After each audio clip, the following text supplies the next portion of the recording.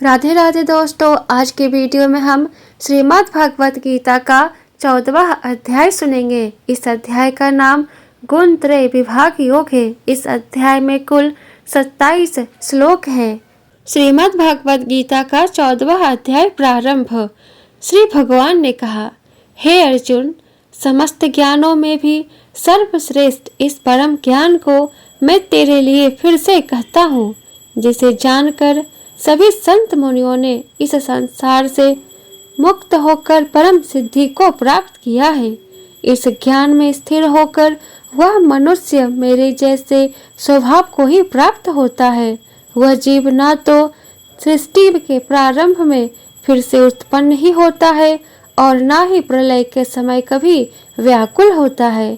हे भरतवंशी, मेरी यह 8 तत्वों वाली जड़ प्रकृति, जल, अग्नि, वायु, पृथ्वी, आकाश, मन, बुद्धि और अहंकार ही समस्त वस्तुओं को उत्पन्न करने वाली माता है और मैं ही आत्मा रूप में चेतन रूपी बीज को स्थापित करता हूँ। इस जड़ चेतन के संयोग से ही सभी चर अचर प्राणियों का जन्म संभव होता है। हे कुंती पुत्र, समस्त योनियों जो भी शरीर धारण करने वाले प्राणी उत्पन्न होते हैं, उन सभी को धारण करने वाली ही जड़ प्रकृति ही माता है और मैं ही आत्मा रूपी बीज को स्थापित करने वाला पिता हूँ। हे महाबाहो अर्जुन, सात्विक गुण, राजसिक गुण और तामसिक गुण, यह तीनों गुण भौतिक प्रकृति से ही उत्पन्न होते हैं।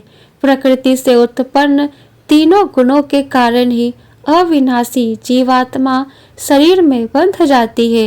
हे निष्पाप अर्जुन, सतोगुण अन्य गुणों की अपेक्षा अधिक शुद्ध होने के कारण पाप कर्मों से जीव को मुक्त करके आत्मा को प्रकाशित करने वाला होता है, जिससे जीव सुख और ज्ञान के अहंकार में बंध जाता है। हे कुंती पुत्र, रजोगुण को कामनाओं और लोभ के कारण उत्पन्न हुआ समझ, जिसके कारण शरीरधारी जीव फल की आसक्ति में बंध जाता है।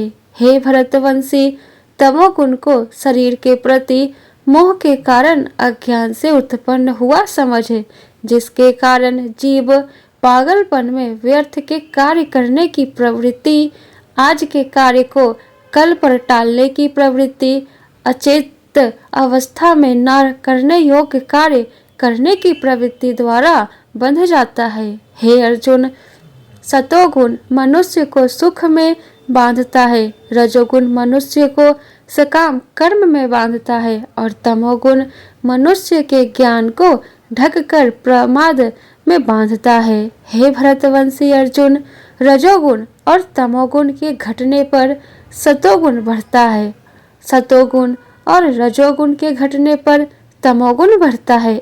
इसी कारण तमोगुण और सतोगुण के घटने पर रजोगुण बढ़ता है।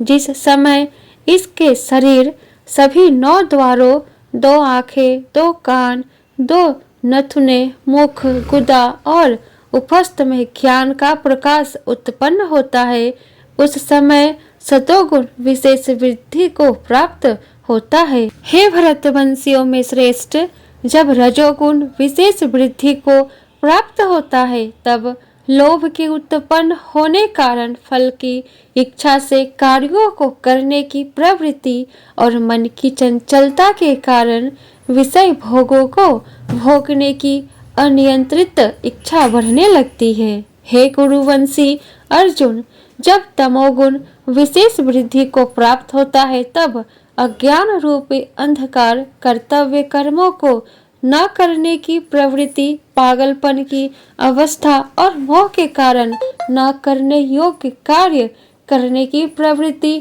बढ़ने लगती है।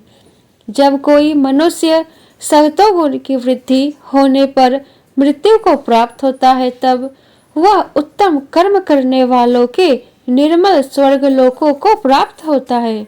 जब कोई मनुष्य रजोगुण की वृद्धि होने पर मृत्यु को प्राप्त होता है, तब वह सकाम कर्म करने वाले मनुष्यों में जन्म लेता है और उसी प्रकार तमोगुण की वृद्धि होने पर मृत्यु को प्राप्त मनुष्य पशु पक्षियों आदि निम्न योनियों में जन्म लेता है। सतोगुण में किए गए कर्म का फल सुख और ज्ञान युक्त निर्मल फल कहा गया है।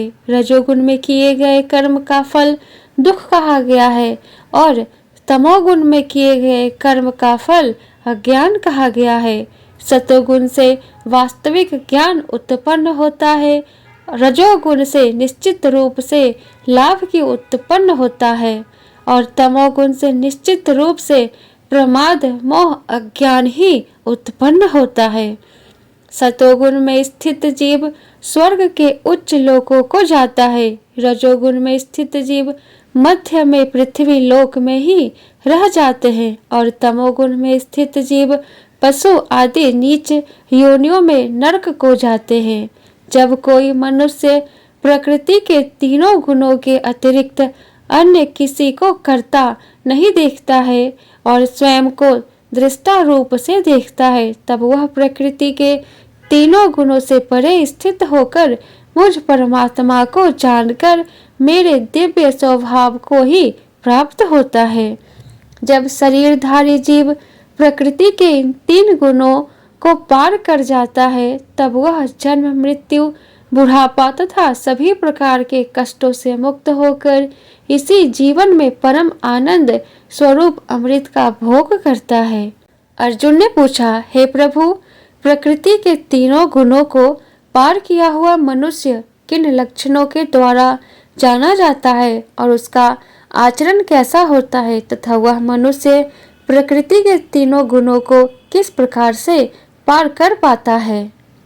श्री भगवान ने कहा, जो मनुष्य ईश्वरीय ज्ञान रूपी प्रकाश सतोगुण तथा कर्म करने में आसक्ति रजोगुण तथा मोह रूपी अज्ञान तमोगुण के बढ़ने पर कभी भी उनसे घृणा नहीं करता है तथा समान भाव में स्थित होकर न तो उनमें प्रवृत्त ही होता है और न ही उनसे निवृत्त होने की इच्छा ही करता है, जो उदासीन भाव में स्थित रहकर किसी भी गुण के आने जाने से विचलित नहीं होता है और गुणों को ही कार्य करते हुए जानकर एक ही भाव में स्थिर रहता है, जो सुख और दुख में समान भाव में स्थित रहता है, जो अपने आत्म भाव में स्थित रहता है, जो मिट्टी पत्थर और स्वर्ण को एक समान समझता है, जिसके लिए न तो कोई प्रिय होता है और न ही कोई अप्रिय होता है तथा जो निंदा और स्तुति में अपना धीरज नहीं खोता है, जो मान और अपमान को एक समान समझता है, जो मित्र और शत्रु के पक्ष में समान भाव में रहता है तथा जिसमें सभी कर्मों को करते हुए भी कर्तापन का भाव नहीं होता है, ऐसे मनुष्य को प्रकृति के गुणों से अतीत कहा जाता है। जो मनुष्य हर परिस्थिति में बिना विचलित हुए अनन्य भाव से मेरी भक्ति में स्थिर रहता है, वह भक्त प्रकृति के तीनों गुणों को अति शीघ्र पार करके ब्रह्म पद पर स्थित हो जाता है। उस अविनाशी ब्रह्म पद का मैं ही अमृत स्वरूप, शाश्वत स्वरूप, धर्म स्वरूप और परम आनंद स्वरूप एकमात्र आश्रय हूँ।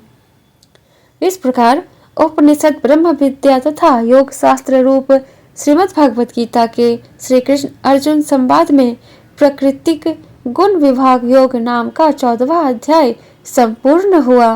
बोलो श्री कृष्ण भगवान की जय, विष्णु भगवान की जय। जय श्री कृष्णा। वीडियो पसंद आया हो तो वीडियो को लाइक कर दे और आगे का अध्याय सुनने के लिए चैनल को सब्सक्राइब करके बेल आइकन को ऑन कर ले, जिससे मेरी अगली आने वाली वीडियो की नोटिफिकेशन सबसे पहले आपको मिले। तो फिर मिलती हूँ मैं आपसे नेक्स्ट वीडियो में। जय श्री कृष्णा। राधे राधे।